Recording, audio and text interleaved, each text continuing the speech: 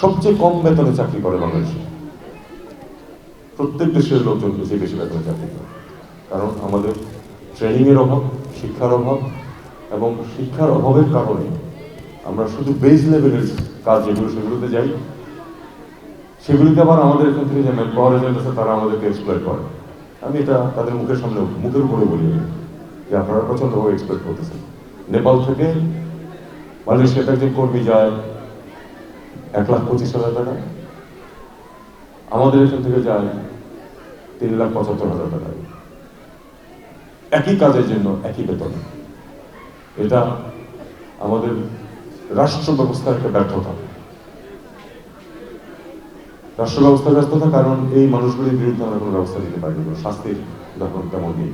আমি এটা কিন্তু বলি, ওই এজেন্টদের সামনেও বলি, আমার সরকারের সামনেও বলি যে এটা হলো এটা। কিন্তু তার থেকে বড় জিনিস যেটা আমি দেখেছি যে কাতারে একটা এয়ারপোর্টে কাজ করছে দুইজন মানুষ, একজন বাংলাদেশি, একজন ভারতীয়,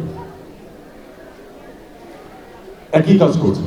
টেবিল পরিষ্কার করা, প্লেটগুলো নিয়ে কিচেনে দেওয়া, ইত্যাদি ইত্যাদি। ভারতীয় বেতন বাংলাদেশের 3 গুণ, সরাসরি 3 গুণ। 100 টাকা হলে 300 টাকা, কারণ সে নিজে ইন্টারভিউ দিয়ে চাকরি পেয়েছে, সরাসরি ইন্টারভিউ ইংরেজিতে। বাঙালি যে ছেলেটা গেছে সেই তাকে বললো তুমি ইন্টারভিউ দিয়ে আসো না কেন, সে তখন বললো যে স্যার ইংরেজিতে জানি।